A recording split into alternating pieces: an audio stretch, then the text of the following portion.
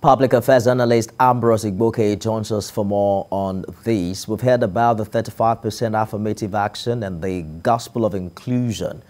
Which do you consider to be more sustainable? Appointing women, youth, and persons with disability into government leadership positions, or creating a system where qualified people, irrespective of who they are, effortlessly emerge into these roles?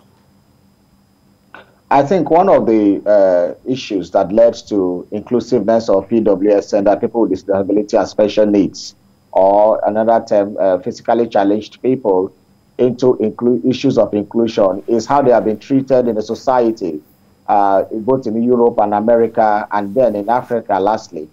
They were treated as people who were second-class citizens of their countries until recently, when the United Nations started having serious thoughts about making them inclusive in whatever that is planned. So far, many states have had special advisors or appointed people with disability in special position.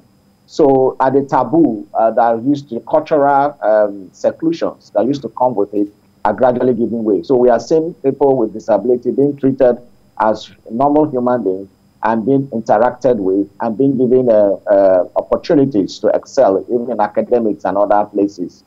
So that we are making progress, and that progress should be sustained. And when you talk of the women in politics, it's a different ball game. Firstly, the cultural barriers that make women not see themselves as being qualified for political positions is a very strong barrier. Many women don't even see themselves as being competent enough to, challenge the men in the political space. So they still wait for men to sponsor them. They still wait for men to fund their elections. Their own fellow women even antagonize them. And that is the society we have found ourselves. I remember the case of somebody like when she wanted to contest for local government in Anambra State. And people were issuing press statements, making press conferences, calling her that she's not married, therefore she cannot contest. And then they use that as a propaganda against her. In the 21st century, this kind of thing is still happening.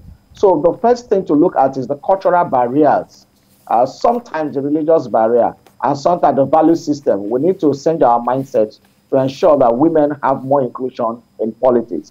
And the women should also believe in themselves, the modern women, to wake up and believe that they can do this without being propped by anybody.